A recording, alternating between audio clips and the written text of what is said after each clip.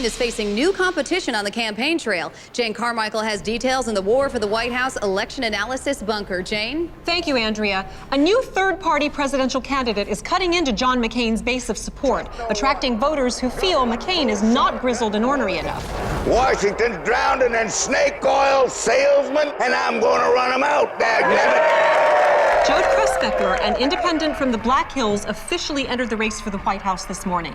GOP officials are worried Cressbeckler could play a spoiler role similar to Ralph Nader in 2000. I got a tax plan for you.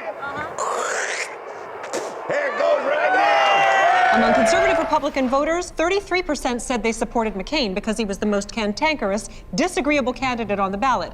Now, Cressbeckler gives them an even more irascible option. I like him. He's mad all the time. McCain is old, but is he old enough? I'm voting for a man I can imagine drowning a bag of cats. Now, while McCain says he would refuse to speak to leaders of foreign nations opposing the U.S., Cressbeckler has refused to ever speak to a foreigner in his life. He sports a wooden leg from his service in the Spanish-American War, and while McCain has spent the last 20 years in Washington, Cressbeckler has been living in a mountain shack with no hot water or indoor plumbing, making him a true Beltway outsider. Now, Jane, realistically, does Joad Cressbeckler have a chance at the White House here? Well, no, but he's connecting strongly with the conservative base voters McCain needs to win. They support Cressbeckler's stance on the issues? They absolutely do. They feel they're even more antiquated and unhinged than McCain's. Really? Yeah, for instance, here's Cressbeckler on international trade. And all our jobs are going to China. Now, if I was president, the only thing be going to China would be missiles. And here he is stating his position on Iran. You can't put a bucket over a pig's head. It'll just make him skittish.